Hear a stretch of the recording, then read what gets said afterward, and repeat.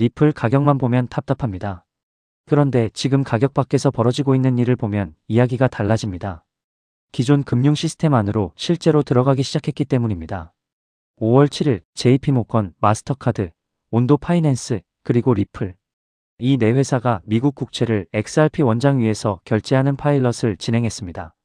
원래 이런 거래는 기존 은행 시스템으로 처리하면 보통 1일에서 3일이 걸립니다. 그런데 이번에는 5초였습니다. 오늘 핵심 질문은 하나입니다. 왜 하필 JP모건이, 왜 하필 리플을 썼느냐는 겁니다. 단순히 송금이 빠르기 때문이 아닙니다. 오늘 이걸 풀어드리겠습니다. 그리고 이번 주 규제도 움직였습니다. 클래리티 법안 상원 마크업이 5월 14일로 공식 확정됐고, 같은 날 SEC 위원장이 온체인 결제 인프라를 규제 안으로 가져오겠다고 말했습니다. 은행업계는 반발하고 있고요. JP모건 거래, 규제 확정, 은행 반발. 이 세 가지가 왜 하나의 흐름인지 끝까지 보시면 보입니다. 먼저 이번 거래가 정확히 어떤 구조였는지부터 보겠습니다.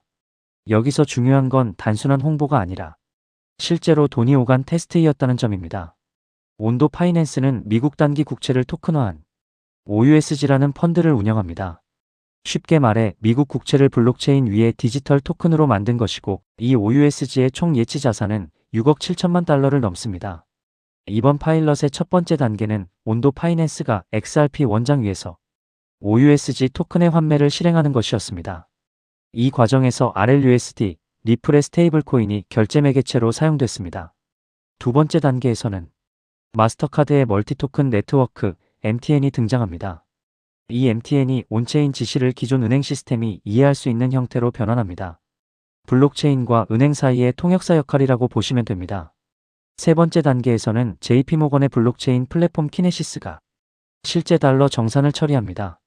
그리고 마지막으로 리플의 싱가포르 은행 계좌에 미국 달러가 입금됩니다. 이 전체 과정이 5초 이내 은행 영업시간과 무관하게 24시간 7일 가능한 구조였습니다. 핵심은 이겁니다. 퍼블릭 블록체인인 XRP 원장과 JP모건의 내부 결제 시스템이 하나의 파이프라인으로 연결됐다는 점입니다. 그런데 여기서 정말 중요한 건 왜 하필 JP모건이냐는 점입니다. 이게 단순한 참여사가 아니라 글로벌 결제 시스템의 핵심 허브이기 때문입니다. JP모건의 키네시스, 리플의 ODL, 온디맨드 리퀴디티 서비스의 2026년 누적 처리액이 약 150억 달러인데, 키네시스는 하루에 그 절반 가까이를 처리합니다. JP모건은 전 세계 해외 송금 시장에서 중개은행 네트워크의 핵심 허브입니다. 글로벌 무역 결제, 외환 거래, 자금 이체의 상당 부분이 JP모건을 거쳐갑니다. 그 JP모건이 이번 파일럿에서 XRP 원장을 자산 이동 레이어로 선택했다는 건 적어도 기술적 검증이 상당 부분 끝났다는 의미에 가깝습니다. 한번 해볼까? 가 아니라 이걸로 되는지 확인했다에 더 가깝다는 거죠. 자, 여기서부터 이번 이슈가 왜 커지는지 보입니다. JP모건이 본 건 단순히 빠른 결제 기술이 아니라 훨씬 더 큰 구조적 문제였을 가능성이 큽니다. 전 세계 은행들이 해외 송금을 하려면 상대국 은행에 미리 돈을 넣어둬야 합니다. 이걸 노스트로 계좌라고 부릅니다. 반대로 상대 은행 입장에서 받는 계좌는 보스트로 계좌입니다. 이렇게 전 세계 은행들이 서로의 계좌에 미리 묶어놓은 돈이 얼마인지 아십니까? 27조 달러입니다. 우리 돈으로 약 3경 6천조 원 규모입니다. 이 돈은 사실상 대기 자금입니다. 이자도 거의 못 벌고 다른 곳에 투자할 수도 없고 그냥 혹시 송금 요청이 올까봐 기다리는 돈이죠. 5% 금리 기준으로 보면 연간 1조 3천억 달러 규모의 기회비용이 잠겨있는 셈입니다. 왜 이런 구조가 필요하냐?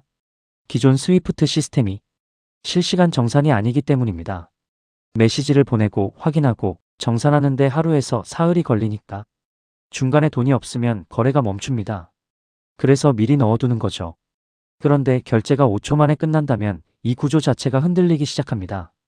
이번 JP모건 파일럿이 증명한 건 바로 이겁니다. XRP 원장 위에서 토큰화된 자산을 결제하고 기존 은행 레일로 달러를 즉시 이체할 수 있다는 것.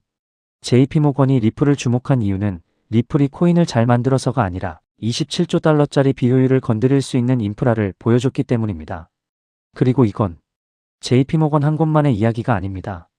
2026년 현재 리플의 금융기관 파트너십 지도를 보면 이게 코인 프로젝트인지 글로벌 금융 인프라 회사인지 구분이 안 될 정도입니다. 스위프트의 새로운 소비자 결제 프레임워크에는 50개 이상의 은행이 참여하고 있고 그중 최소 30개가 이미 리플과 연결돼 있습니다. HSBC, 산탄데르, 스탠다드 차타드, JP모건도 포함됩니다. XRPL 위의 토큰화 자산은 30억 달러를 넘었고 하루 거래 건수는 300만 건, 이는 2025년 중반의 3배입니다. RLUSD 시가총액은 15억 3,600만 달러로 달러 스테이블 코인 5위권입니다. 리플은 2020년부터 2024년까지는 SEC와 싸우는 코인 회사에 가까웠습니다. 그런데 2025년부터 지금까지 이 회사는 완전히 다른 존재가 됐습니다. 기업 가치 400억 달러, OCC 조건부 은행 라이선스 승인, 미국 은행 차터 신청 진행. 이건 코인 프로젝트라기보다 글로벌 금융 인프라 회사로의 전환에 가깝습니다. 그리고 이 모든 것에 규제의 마지막 퍼즐이 하나 남아 있습니다. 바로 클래리티 법안입니다. 그런데 이번 주 이 퍼즐이 맞춰지기 시작한 움직임이 두 가지 동시에 나왔습니다. 첫 번째, 5월 8일 상원은행위원회가 공식 발표했습니다. 클래리티 법안 마크업 청문회를 미국 시간으로 5월 14일 목요일 오전 10시 30분에 개최한다고 합니다. 그런데 같은 날 미국은행협회를 포함한 5개 은행업계 단체가 공동 서한을 보냈습니다. 수정안의 활동 기반 보상 허용 조항이 사실상 예금 이자와 동일한 허점이라는 겁니다. 은행 예금에서 스테이블 코인으로 자금이 빠져나갈 수 있다는 논리입니다. 또 이 법안은 SEC와 CFTC의 관할권이 더 명확해집니다. 지금까지 기관 투자자들이 주저했던 가장 큰 이유 중 하나가 바로 이 불확실성이었습니다. 법적 지위가 더 명확해지면 기관 자금이 움직일 명분도 커집니다. 두 번째 움직임은 같은 날 나왔습니다. SEC 위원장이 온체인 거래 시스템과 블록체인 결제 인프라에 대한 새로운 규칙 제정을 검토 중이라고 밝혔습니다. 이게 왜 중요하냐? 애킨스가 말한 퍼블릭 체인과 은행 레일을 결합한 구조, 그게 정확히 이번 JP모건 리플 파일럿의 구조입니다. 정리하면 클래리티 법안이 통과될 경우 세 가지가 크게 달라집니다. 첫째, XRP가 연방법상 디지털 상품으로 분류될 가능성이 높아집니다. 올해 3월 SEC와 CFTC가 공동으로 분류했지만 그건 행정 판단이라 정권이 바뀌면 뒤집힐 수 있습니다. 법으로 확정되면 그 리스크가 사라집니다. 둘째, SEC와 CFTC의 관할권이 명확해지면서 기관 투자자의 진입 장벽이 낮아집니다. 셋째, SEC 위원장까지 온체인 금융을 규제 안으로 가져오겠다고 말한 만큼 리플의 인프라가 제도권 안에서 더 강한 정당성을 가질 수 있게 됩니다. 정리하겠습니다. JP모건이 리플을 선택한 이유, 코인이 좋아서가 아닙니다. 27조 달러가 묶여있는 구조적 문제를 5초 수준의 결제로 건드릴 수 있는 인프라를 리플이 보여줬기 때문입니다.